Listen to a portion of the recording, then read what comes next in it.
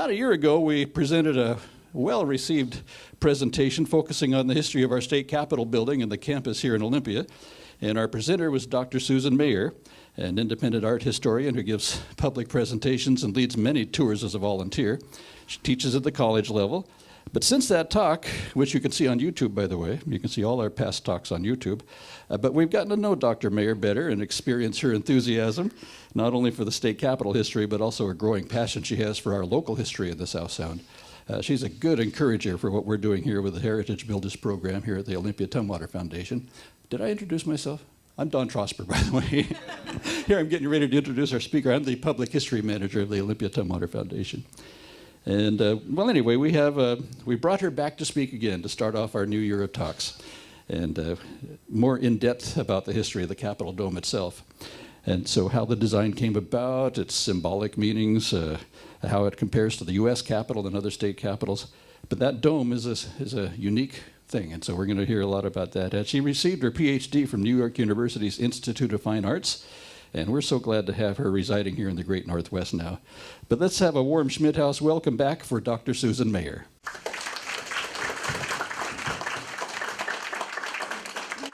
Of course, this is about the Great Dome in Olympia, and I assume most of you or all of you live in the region, so you're familiar. If you're not, you've seen it before. And as you know, it stands out, which is what it's supposed to.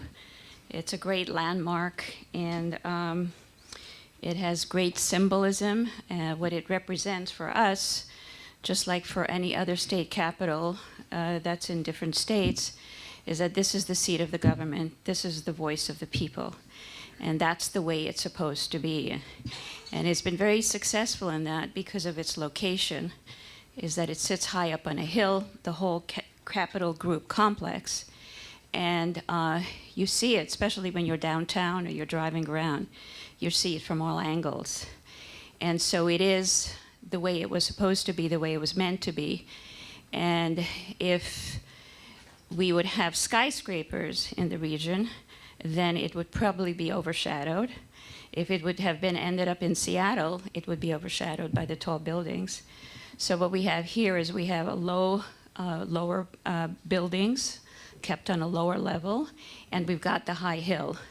So it overlooks the Puget Sound, it sits on a bluff, and it's very dramatic. And it continues to be so. So it was built in the 1920s, and it really hasn't changed. So the nice thing about our state capitol, especially the Dome, is that many other state capitals, when they were built historically, some of them had fires. Some of them had additions to it. Some of them were shifted from one city to another. Ours has remained the same, so there's a certain historic, really strong historic, whoops, did I lose it again? Okay, so there's a strong historic element to it, and it is the way it was, and it's kept by the preservation people to make sure to stay in that fashion.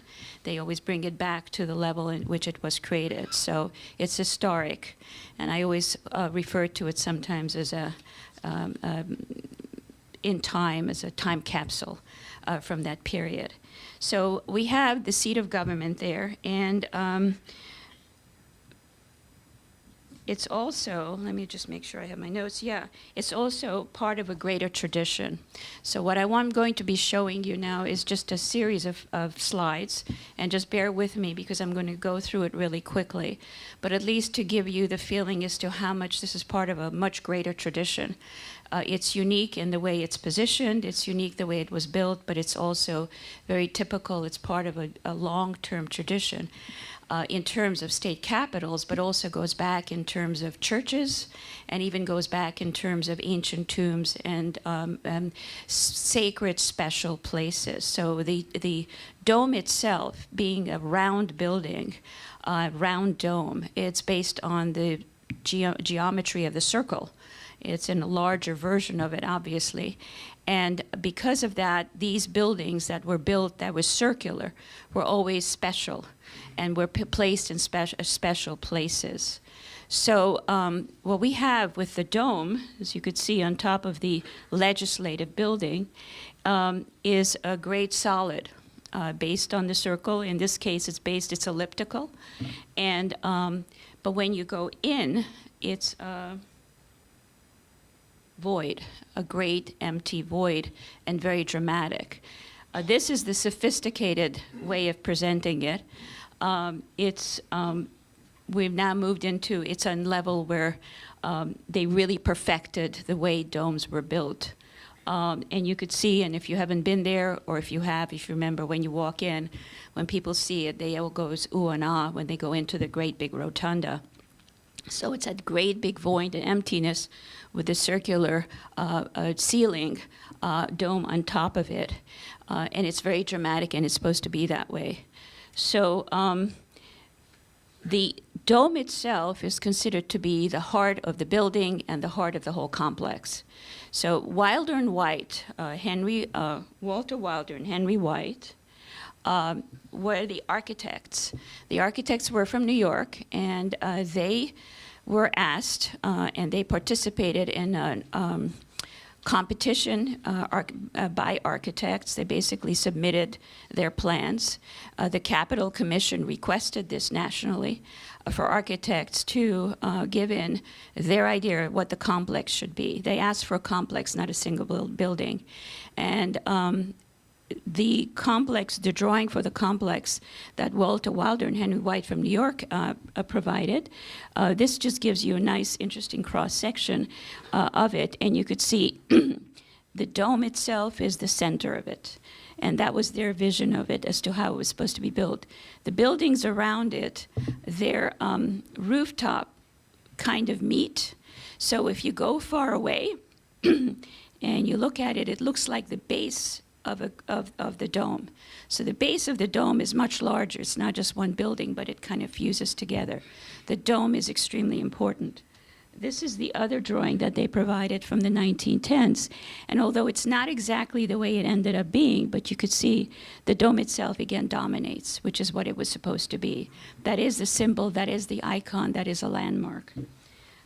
The current version, of course, is this as we know it, and you've got the dome as they envisioned, and you could see the way it sits on top and again overlooks the whole region. It is special and sacred, as I mentioned before. And in early times, it goes back to early times, and I'm going to show you one example, but please keep in mind that I'm giving you the Western tradition.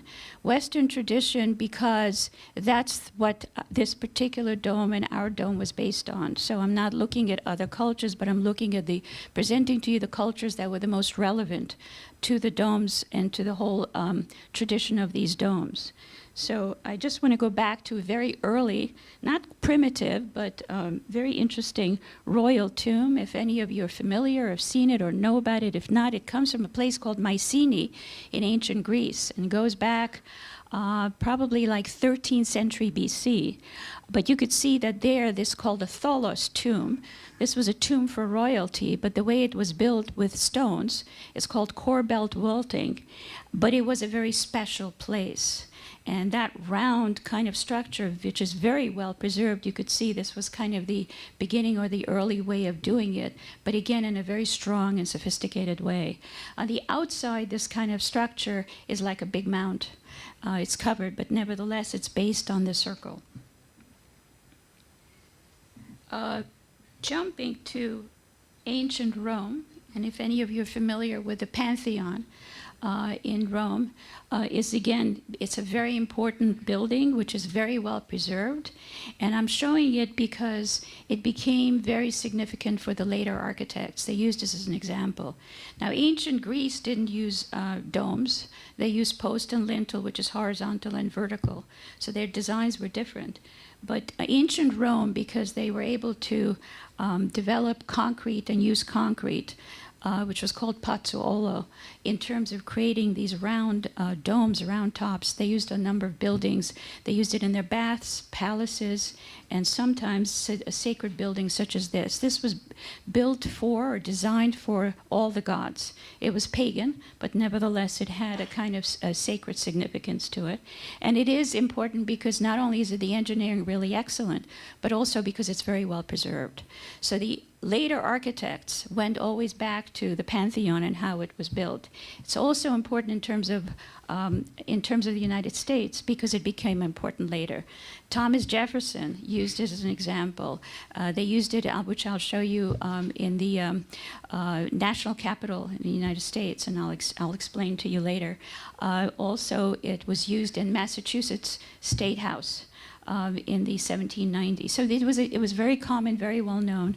And you could see this is based on a circle, and it's got the oculus on top, which is a kind of opening.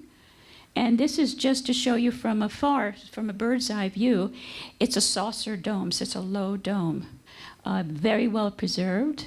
And this, to show you the interior, it's based on the circle.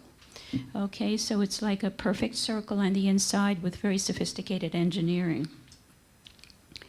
Let me just go back a minute here. So this is based on a circular foundation. But when the Christianity eventually took it over, they liked the idea of a dome. But the way they ended up using it in many times was to put it on a square or rectangular building, which made it much more complicated because you had to put a circular dome on a rectangular building. So in terms of engineering, it needed some more additions. And I'm just giving you one example. This is notable. This is the Hagia Sophia, if any of you have heard of it, which was built in the 6th century in Turkey. In Constantinople, which now is Istanbul. It was a church. Later, it was changed into a mosque because the Islam at that time came over and took it over. It eventually became a church again, and now it's supposed to be a museum. So if you see any of the calligraphy, that's because that's when the photo was taken. But the significant part of the church is it's very sophisticated and a wonderful engineering. I will just show this to you 1 minute if you can hear me. This is the important part right here. This triangle apart, and that's called pendentives, and those are called pendentives, and those pendentives allow the circular dome to be placed on a rectangular, so it's a transitional piece, and it started here in Hagia Sophia. Another very important example is hundreds of years later, of course, in Brunelleschi's dome in Florence, which was in the 15th century. Again, it was a high dome. It was very challenging and extremely successful. As you can see, it's an octagon because it's based on an octagonal shape. And from there, we go to the very well-known Michelangelo's St. Peter's. And that's very significant, of course, because it's one of the high points in terms of dome architecture. But beyond that, it's also been used in the United States, so I'll come back to it and you'll understand. But Michelangelo's design, he never built it because by that time he was dead, so it was built later. But they pulled the dome up to much higher level. It happens to be one of the highest domes, over 446 feet tall. But what they did was they used an elliptical shape, which elongated the dome and made it taller. So these are freestanding. And you could see the ribbing, which again, almost like a skeleton. So it gives it, each part separate, gives it initial independent strength. It has that beautiful lantern on top, which is the large decoration on top, which that lantern is used by most domes. Most domes have lanterns. Each one has a little bit different design. But again, this was a masterpiece, and it keeps being used and referred to. Another one worth noting is St. Paul's in London, and that's an early 18th century church. Now that's pretty much overwhelmed by taller buildings now in London, but what's significant is the fact if you look at on the right hand, the diagram that I'm showing you, you see the dome is on 3 levels or 3 pieces. The important part here that I want to point out is there's a cone, the cone in the middle. That's the second dome, the middle dome. And that's important because that supports the lantern on top, and it also takes the weight off the outside dome. This 3-level dome and that cone inside it, which is invisible, or it's not really visible to visitors, is used in our building. So it becomes very important for the Washington State Dome, and it's reused. Thomas Jefferson is very important because Thomas Jefferson, when this new country started, him being a kind of a novice architect and always interested in new designs, he wanted to create something for the new nation. He wanted the new nation here to have buildings, government buildings, public buildings that were significant, symbolic, and that actually reflected the freedom and freedom of the country and the government and democracy. So all of those concepts together. He wanted something fresh, unique, and he wanted something really iconic. So he became the minister of France in the 1780s, and he looked at architecture in Western Europe. He went to see the Pantheon. He was in France. He traveled to London. So he was studying architecture and always thinking as to how to bring that back. The dome he knew was significant. So the dome I'm showing you this because this is called the Hotel del Somme, which is in France, in Paris, and it became the Palace Legion of Honor. And while he was there, he was actually watching this being built. So he watched the whole process. And you could see it has a kind of little saucer dome on it. And that saucer dome was influenced by the Pantheon in Rome. So there's a real connection here. When he came back to the United States, he used this dome, this saucer dome, in his own private home in Monticello. He changed it. He had a second version, and he put the dome on it. And then not only that, but then he also used it for the University of Virginia's library. If any of you have been to see it, it's sort of like a mini Pantheon. But then he ended up, when they were working on Washington, D.C., and they were working on the national capital and how to design it with Washington, with George Washington, in the 1790s, he felt very strongly about having a saucer dome on it. And so you could see this. This is one of the early versions of the national capital. And the national capital went through a whole series of changes and enlargements, but this is one of the early versions, so it could show you the saucer dome that they discussed, and they decided they're going to have it. A lot of work and thought went into it, so it became very important. Wanted to show you the Massachusetts State House, which is also from that period, and then they used a saucer dome as well, which was influenced again by the Pantheon. So it was all of these were very significant. And now we come to the national capital as we know it. So in the 1850s, and finally when they were able to carry it out in the 1860s during the Civil War, they were able to pull it up and make it much taller. And let's go back. Yeah. They were able to pull it up and make it much taller. And this is what we know. This became a landmark. It became an icon. It became an example for other state capitals, which they ended up adapting this style to their own way of doing it. Significant is that here there's great influence of Michelangelo, and there's also great influence by a church called St. Isaac, which is in St. Petersburg in Russia. And the idea of they used cast iron in terms of creating the dome. And this particular one was influenced by Michelangelo too. So basically there's a kind of cross-reference and using each different styles, but you always end up coming back to Michelangelo. And in the United States, you always start coming back to Washington, D.C.'s National Capitol's dome once it was built. So let's go back for 1 minute. What's significant also is this is an early time where what was religious in Europe and what was used for religious buildings was now used for public and government buildings. This is a first example. So I'm just trying to remember what was I saying. That's right, that it's not religious, it's now secular, but it's sacred. It's sacred because it represents the people and the voice of the people. So what you had in Christianity, where you had, wherever things were sacred, they often put domes there because that was very significant. You would even have it at the apse of churches, transepts of churches. So where you had a crossing of a church, often you'd have a dome on top.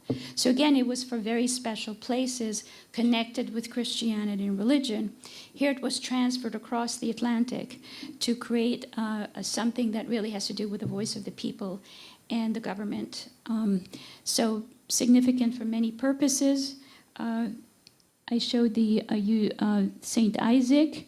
And if we move then beyond that, so during this time, after the National Capitol's dome was enlarged, after that, there were, of course, many domes built with state capitals. There was a whole variation. But when it really became strengthened, and they all tended to, the following ones tended to look very similar, was when you had in 1893, the Columbia Exposition in Chicago. The Columbia Exposition at that time was very important from the point of view of general urban landscape and urban designs, and in terms of developing public buildings and cities. In 1893, at that time, there was a great deal of confidence in the United States, and they wanted that to be reflected in the various cities.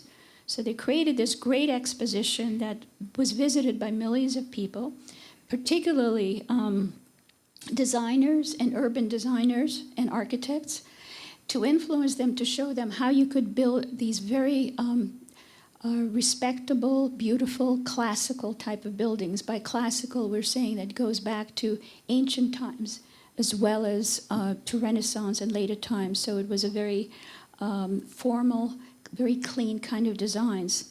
The buildings in this was called the White City because all the buildings were white. And they were temporary. But nevertheless, the architecture was amazing and very imaginative. And during this time, the exhibit had buildings with lots of domes on it. So domes, again, was brought in as being popularized, particularly for government buildings. So this is called the Place of Honor. And you could see there a dome, but here we have another one. And I'll give you that in a minute. This is a U.S. government building. So as you could see, the whole exhibit and the whole expo triggered a whole series of state capitals and designs to be built in this fashion. So it was a great influence.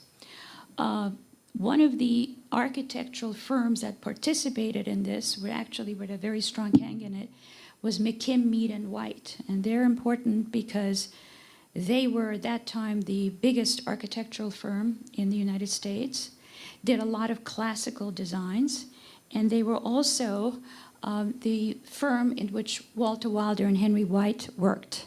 So our two architects who actually designed the dome, the legislative building, and the Capitol Group worked for McKim, Mead, and White at that time.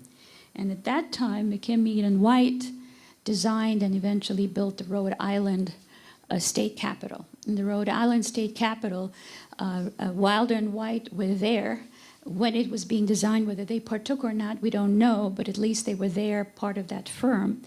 And so basically they learned a lot, and Wilder and White, of course, were the second generation to all these very fine designs that came in right after, during the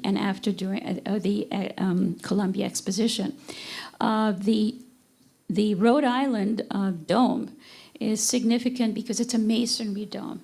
And masonry dome meaning it's self-supporting. It works on gravity. And it's put together with a number of blocks, so it's not cast iron. It doesn't have that kind of materials in it.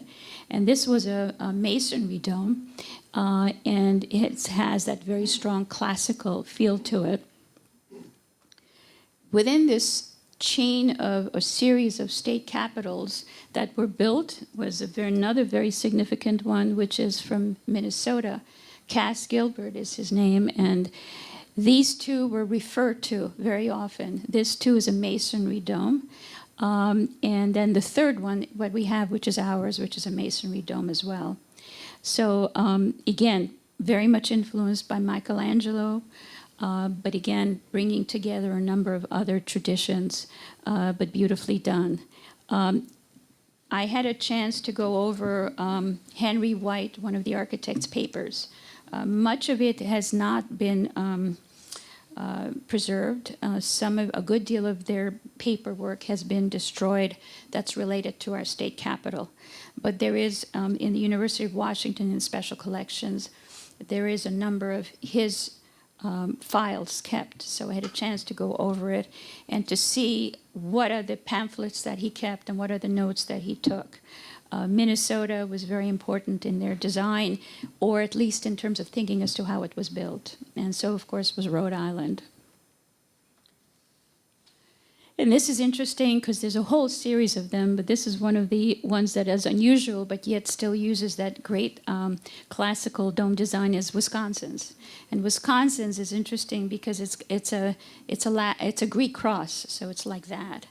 And so you just see the two sides of it, but you could see how creatively they use the dome. It's the same dome that we know it to be, but now it's used in a slightly different fashion in a very creative way. So basically, just in terms of a chain of buildings that were built during this time, state capitals, Utah, Missouri, Mississippi, Pennsylvania, and of course Rhode Island and Minnesota, and a whole number of others were built during this time. And then came Washington State with their state capital. And so through a whole series of events and other designs, Ernest Flagg, who originally designed with a dome the state capitol that was supposed to be here, but he wasn't able to finish it. He was only able to do the foundation in the basement area because the funds were low, and so everything was put to a hold. So by the time Washington State was able finally to get to building a complex, which is what they wanted, it was in the 1910s. And Olympia held on in terms of having it built here versus giving it to Seattle or Tacoma or Walla Walla, and there was a whole series of cities, all of them wanting it. So they were able to hold it here, which is a story in and of itself. And then it all started with Walter Wilder and Henry White that was selected for it. They were the second generation architects to actually do that. This was the biggest project that they did, so it was really magnificent. And here we have the dome. So we've got Washington State's dome, and we've got Michelangelo's. Very different in terms of size. Michelangelo's is 446 feet. Ours is 278 feet tall. But you could see in terms of design, I always feel like it's like a mini Michelangelo's dome because you've got the same kind of ribbing. And interestingly, you've got the same kind of shape, which is heavily elliptical. In terms of the ornamentation, there are very great similarities between them. You've got the lantern. Michelangelo's is more complex. Ours is a little simplified. It's still based on a Michelangelo design or its influence. It's got parallels with it, I would say. But that's one in Florence, which is from the Medici Chapel, a little bit different. But from my perspective, I think the Wilder and White were really very influenced by Michelangelo and really liked Michelangelo's designs. Okay. By the way, the lantern is the design of an ancient round temple with a conical roof, and it has a ball on top. Then you've got this part here, which is called the drum, and the drum has a colonnade going around it.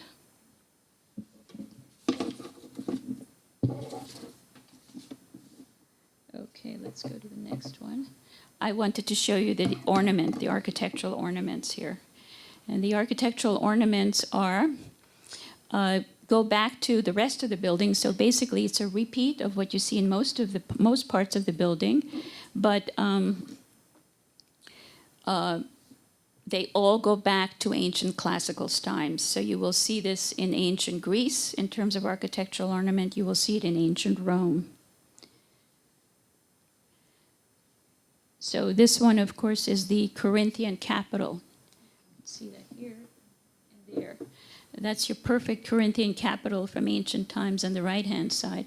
And that's based on the acanthus leaf. The acanthus leaf, which grows in the Mediterranean, kind of grows out.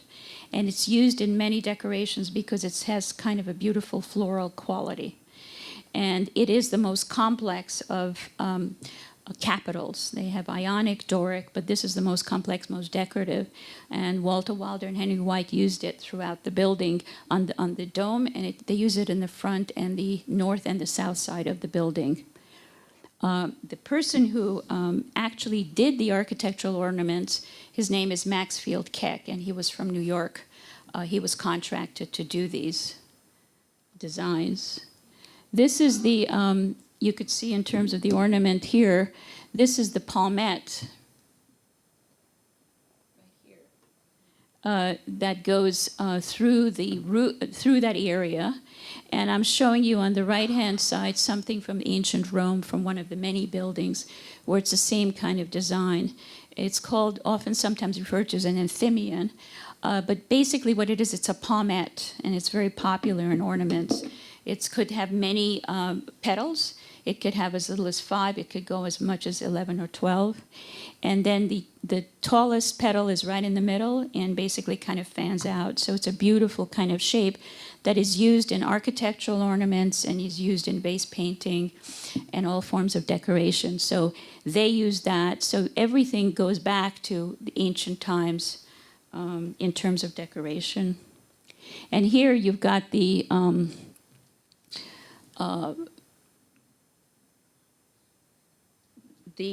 garland, which has like festoons, and those festoons also go back to ancient times. This one on the right-hand side is from a very famous altar called the Areopagus in Rome, which goes back to the time of Augustus. But garlands are very common, and garlands could be either flowers or leaves or a combination, and they kind of hang, and they have a kind of festive quality to it.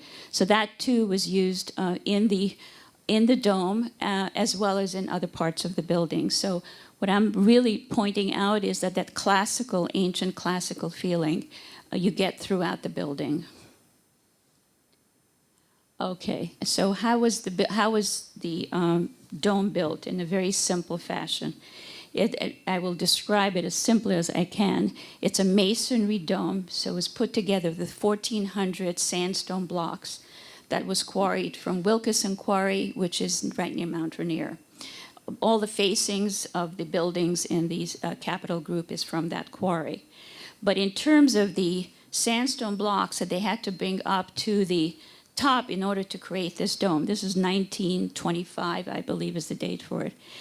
Instead of hoisting up these enormous blocks, they were able to have this little railway that they put instead of hoisting them up, and they would put the blocks there, and they'd pull the blocks up and start building the dome in that fashion.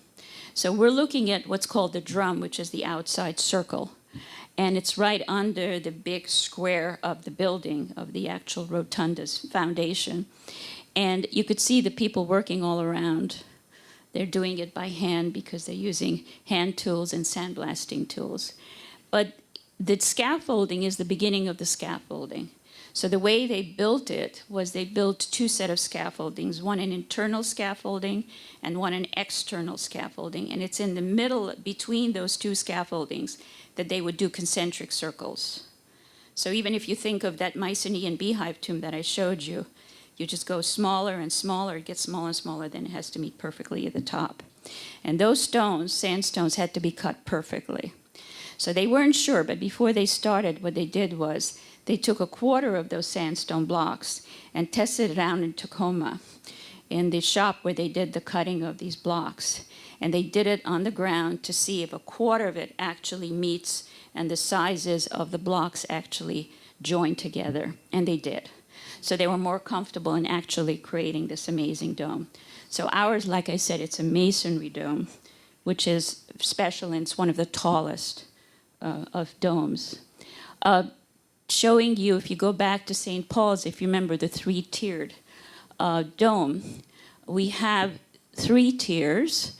You have of course, the internal one, which is the rotunda.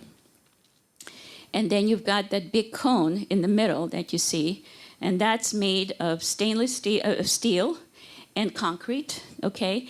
And basically it's a cone shape. And what it does is it supports the lantern on top. The lantern is also very heavy, so the outside wall doesn't have to support it.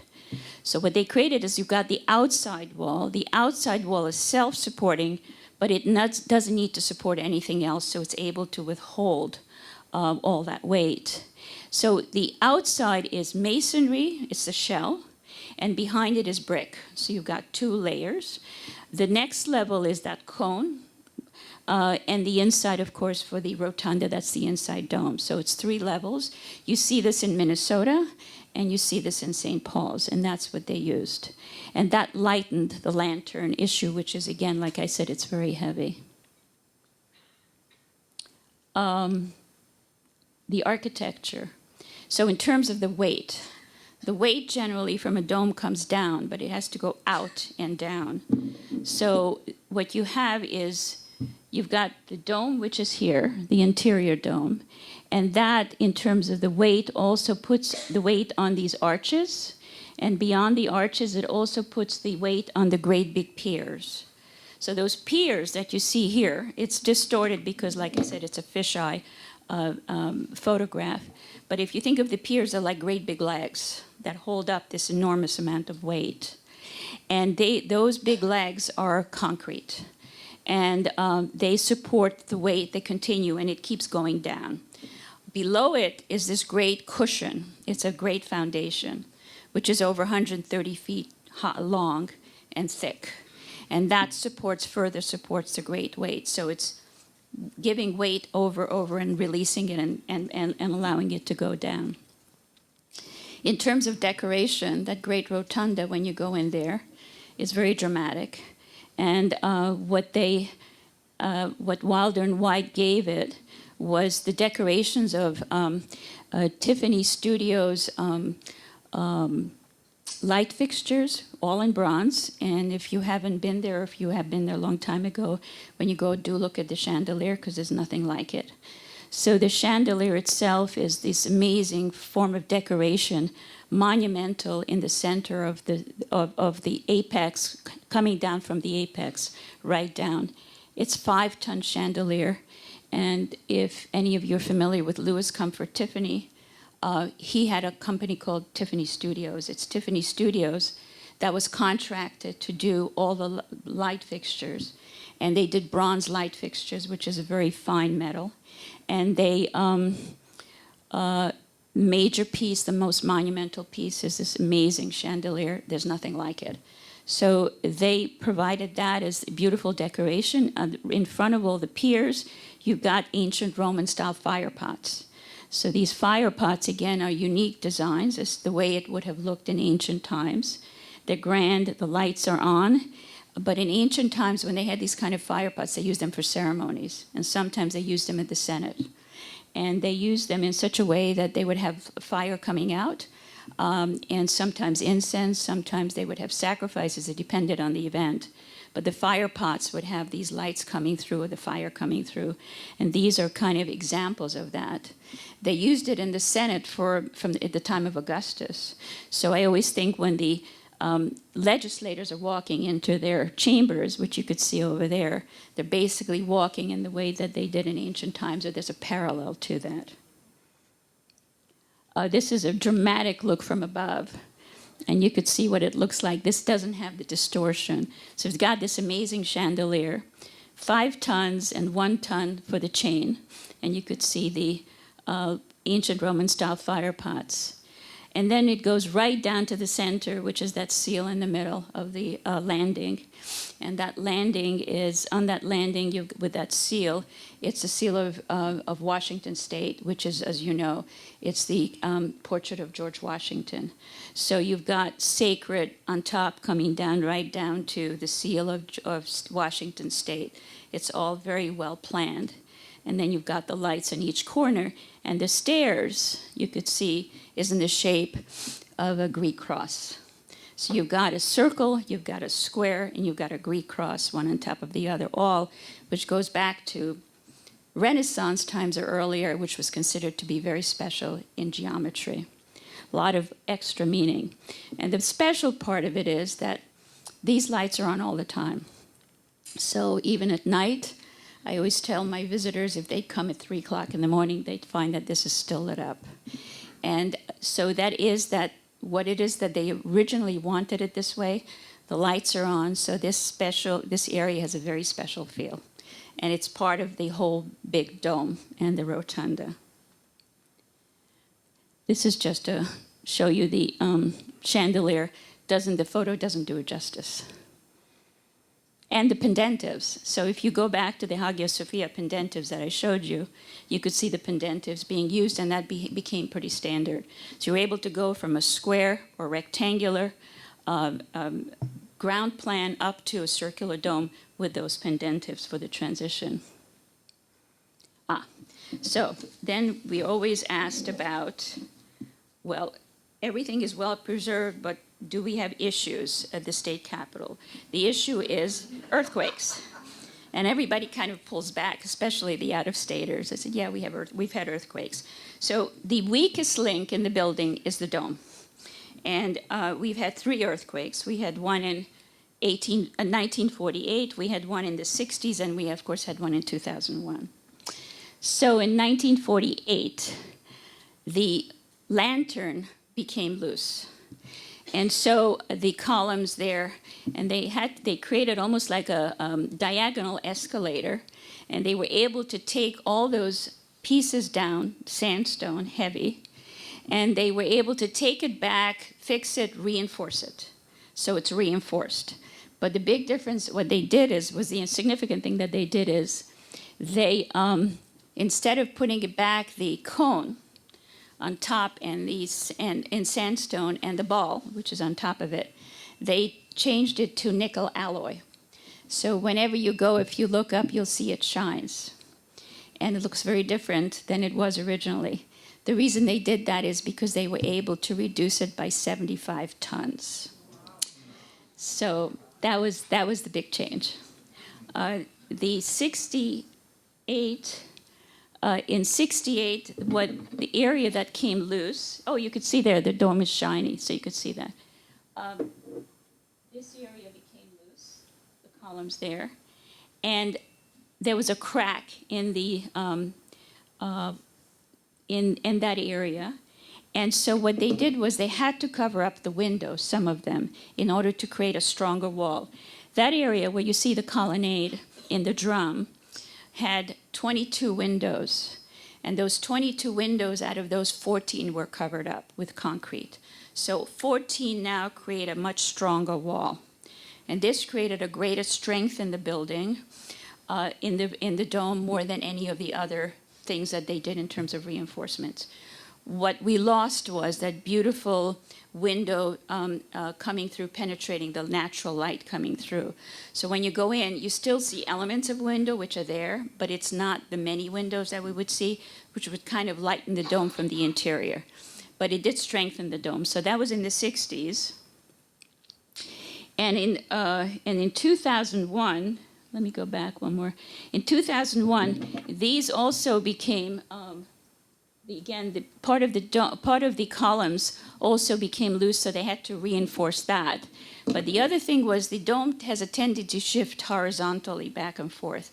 And if you remember, the outside membrane, where you have the sandstone, and within that you've got the brick moved 3/4 of an inch. So this is an interior photograph to show you. So 3/4 of an inch isn't much, but nevertheless it moved. So they were able to fill that with concrete. And so that again strengthened it. So that was in 2001. Okay.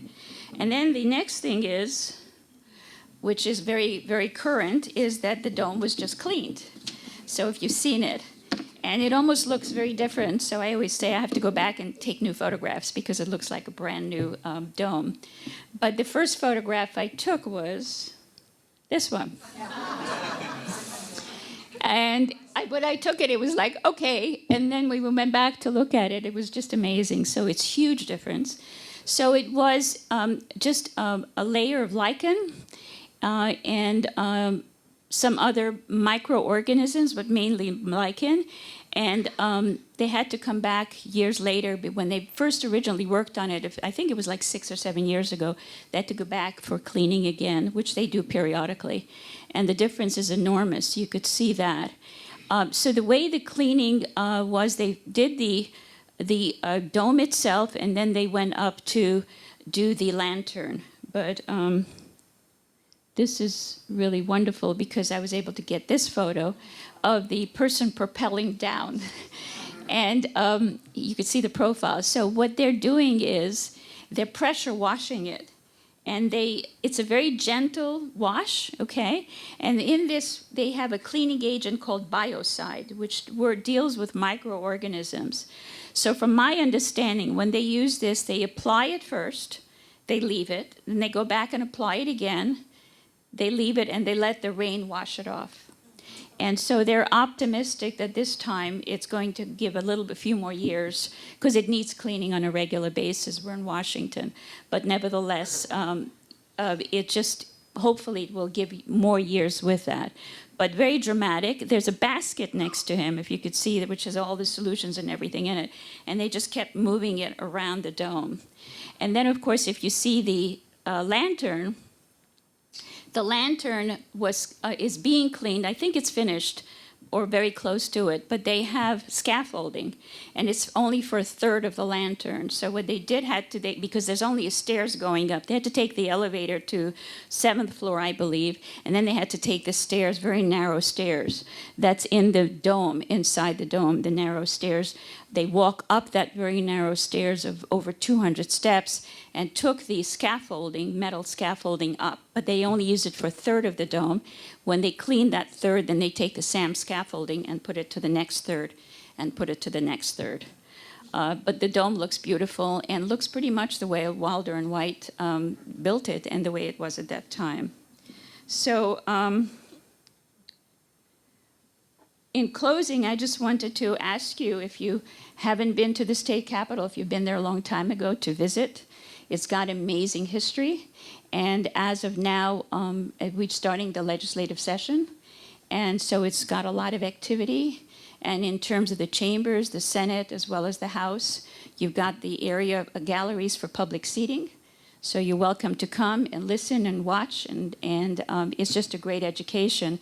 And to know that we have probably one of the finest of historic domes in the country. Okay?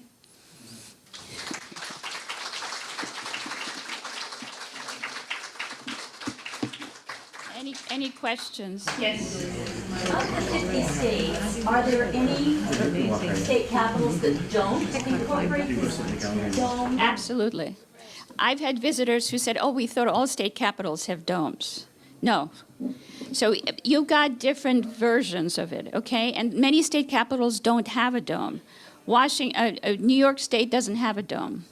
The domes after our dome and West Virginia's don't have a dome at all. Oregon, Alaska, Hawaii. Oregon, for instance, went through 3 changes, and no dome. It's a dome, but it's a very low. It doesn't look like a dome. Alaska looks like an office building.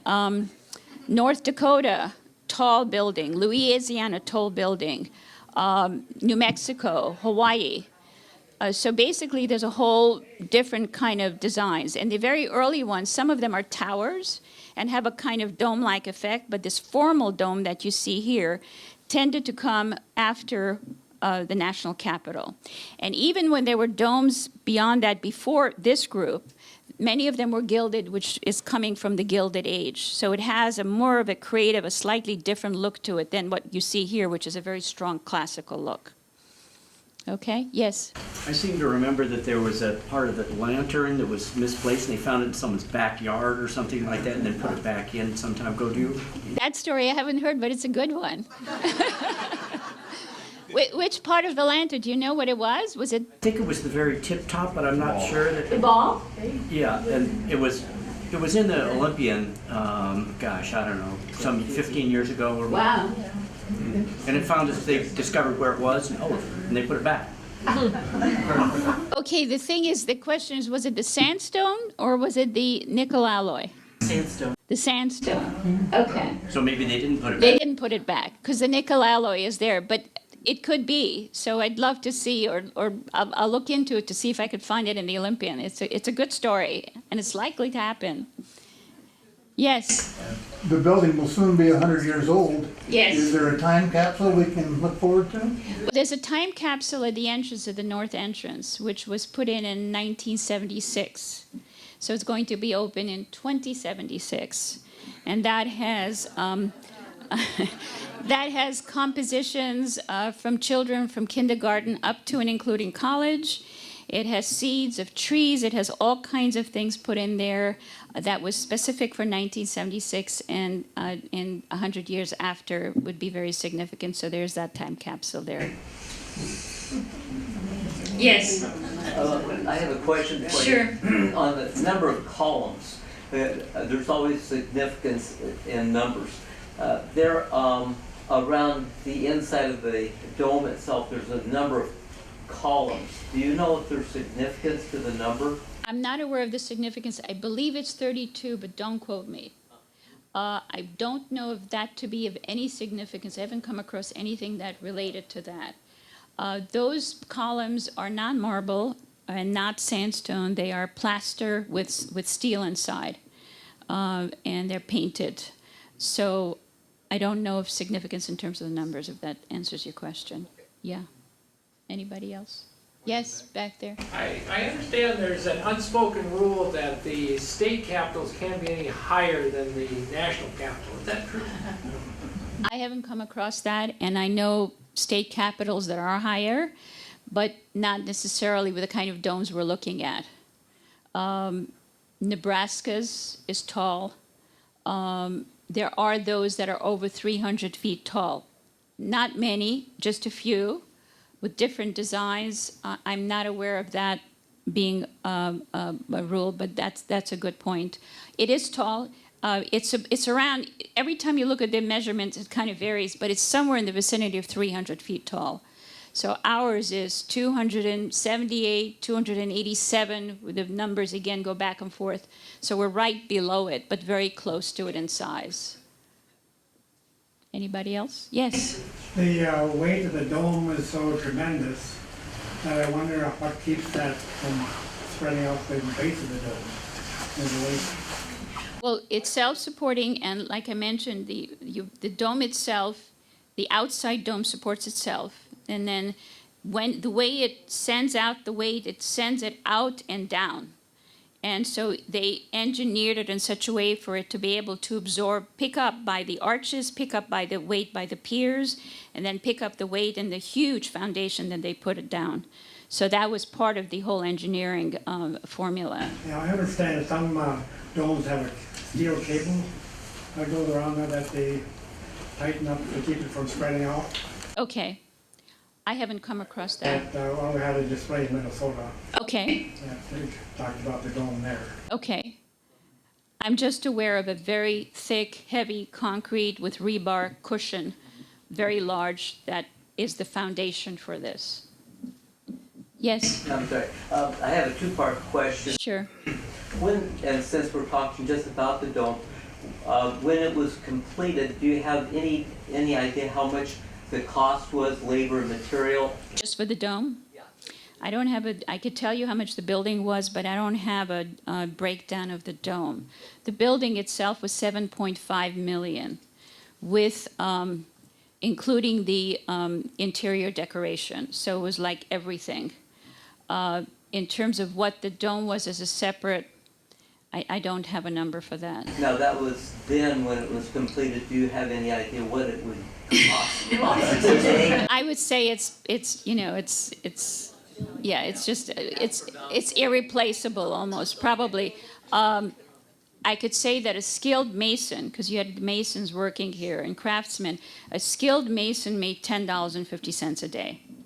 And one that did heavy labor without skills made around $4.50 a day. So that's the only way I could go back as to what the value of money was at that time. And if you look at just in terms of decorations itself, I mean, they're priceless. So I don't even know how they could be replaced unless you put some substitute in their place. Yes. The photo with the shifting of the bricks, Yes. how far up the wall was that? I'm guessing, because I didn't take that photo, somewhere midway, but I'm guessing, okay, where it would seem to have joined, that it seems to be in the middle, but again, don't quote me. That's just an intelligent guess. Yeah. Yes? Who were the people who did the craftsmanship, the skills? The Masons were many of them from the United States, so they needed masons, hundreds of masons to work on this project. And they had to find them throughout the United States, and many came from Scotland. So they had a team working, and this ability to cut stone and to be skilled designer, not designer, but cutter, eventually became discontinued because the buildings changed. The way buildings were built changed, and the way they were decorated changed. So costs were cut, and this is one of the beautiful advantages of the building, because you see all these skilled, beautiful workmanship, and all of that now has become, it's past, it's history. So you have a few masons out there, skilled, but very few in number, because they cannot support themselves because of the kind of buildings that are being built. So again, historically, this is very significant. My number is somewhere between 400 to 500. And like I said, they weren't able to pull them out from the United States. They had to bring them in from Europe, specifically Scotland. Okay, anybody else? All right. How long did it take them? From ground up? From ground up, they started in 1922. They laid the foundation. They finished the building by 1928 with all decorations. So the interior decorations, so it was a 6-year process. Legislature met for the first time in the winter of 1929, first session. Okay, yeah, one more? Yeah. In the state capitol museum shop, you Yes. can find a book by Jim Stenbridge, all 50 domes, all 50 capitals. It's a really terrific book, and of course ours is a star of it. That's you, thank you, okay. Thank you, Dr. Mayer, Dr. Susan Mayer.